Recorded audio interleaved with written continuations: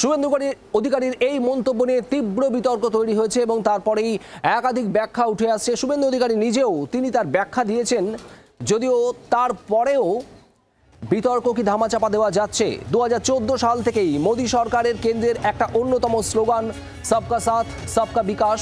আজ শুভেন্দু অধিকারী বিজেপির বৈঠক থেকে ঘোষণা করছেন এই স্লোগান বন্ধ করার, যদিও তারপরেও ব্যাখ্যা দিয়েছেন শুভেন্দু অধিকারী। আর এই ব্যাখ্যা কিভাবে নিচ্ছে বিজেপি নেতৃত্ব। কমলাক্ষ ভট্টাচার্য আমাদের প্রতিনিধি রয়েছেন আমাদের সঙ্গে। কমলাক্ষ, শুভেন্দু অধিকারীর আজকের এই বক্তব্য, যে বক্তব্যতে বিজেপির অন্দরে শুধু নয় রাজনৈতিক মহলেই আলোড়ন পড়ে গিয়েছে, কারণ তিনি বলেছেন সবকা সাথ সবকা বিকাশ বন্ধ করো। এই মুহূর্তে বিজেপি নেতৃত্ব কিভাবে দেখছে এবং কি প্রতিক্রিয়া রাজনৈতিক মহলে? দেখো, খুব স্পষ্ট করে আজকে শুভেন্দু সময় যে বক্তব্য রেখেছেন এবং তারপর তড়িঘড়ি সাংবাদিক বৈঠক করে তিনি তার বক্তব্যের ব্যাখ্যা দিয়েছেন যে তিনি আদতে কি বলতে চেয়েছেন। কিন্তু ভাষণে তিনি যে মন্তব্য করেন তারপর থেকে কিন্তু বঙ্গ বিজেপির অন্দরে একেবারে শোরগোল পড়ে যায়।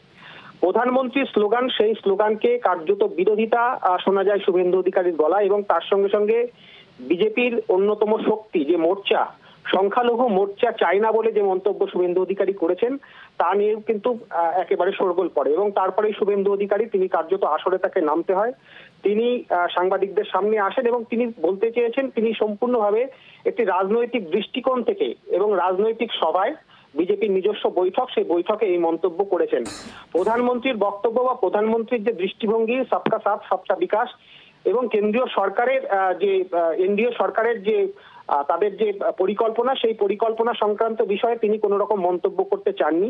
তিনি আদতে বলতে চেয়েছেন যে বাংলায় হিন্দু ভোট এককাট্টা করবার লক্ষ্যে তার এই মন্তব্য এবং অতীতে সাম্প্রতিক কালে যে ট্রেন্ড দেখা গিয়েছে যে বিজেপি একেবারেই সংখ্যালঘু মুসলিমদের ভোট পায়নি, অতীতেও পায়নি, বর্তমানেও সাম্প্রতিক যে নির্বাচনগুলি হলো অর্থাৎ একদিকে লোকসভা নির্বাচন এবং বিধানসভা উপনির্বাচন, সেখানেও কিন্তু সংখ্যালঘু ভোট একেবারেই বিজেপি পায়নি বলে তিনি স্পষ্ট করেছেন। সেই কারণেই তিনি রাজনৈতিক দৃষ্টিভঙ্গি থেকে বলতে চেয়েছেন যে সবকা সাথ সবকা বিকাশ এই স্লোগানের বদলে এককাট্টা ভাবে কট্টরভাবে হিন্দু ভোটের দিকেই বিজেপির তাকানো উচিত, সেই মন্তব্য তিনি করেছেন। শুভেন্দু অধিকারীর এই মন্তব্যের রাজনৈতিক অভিঘাত কি হয় আমাদের নজর থাকবে সেদিকে। আর শুভেন্দু অধিকারী তিনি বলছেন সবকা সাথ সবকা বিকাশ বন্ধ করো, জো হামারে সাথ হাম উনকে সাথ, এই মতামত তৈরি করার কথা বলছেন শুভেন্দু অধিকারী এবং তার সঙ্গে সঙ্গে তিনি বলছেন সংখ্যালঘু মোর্চার প্রয়োজন নেই। এ প্রসঙ্গে কি বলেছেন শুভেন্দু অধিকারী শোনাবো আপনাদের।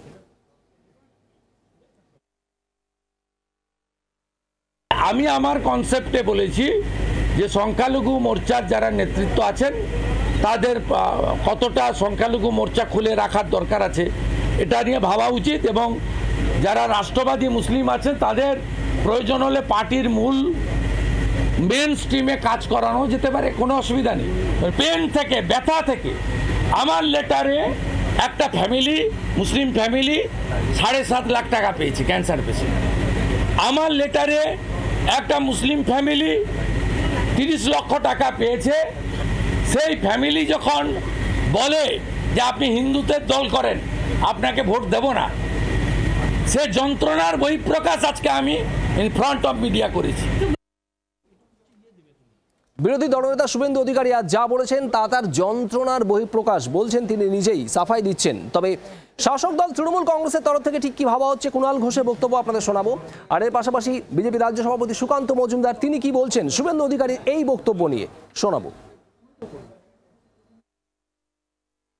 যখন যে পদে আছেন বিরোধী দলনেতা, তখন যখন সর্বত্র গিয়ে আক্রমণ করেছেন, তৃণমূলকে কুৎসা করেছেন, সিবিআই ইডির হুমকি দিয়েছেন, তখন তলায় বিধিসম্মত সতর্কীকরণের মতো ওনার বলে দেওয়া উচিত ছিল আমি কিন্তু শুধু বিরোধী দলনেতা, আমি কিন্তু দলের পদে নেই, আমি এটা নই ওটা, ওটা নই এটা, এটা এটা এটা দায় এড়ানোর চেষ্টা ছাড়া কোনো চেষ্টা নয়।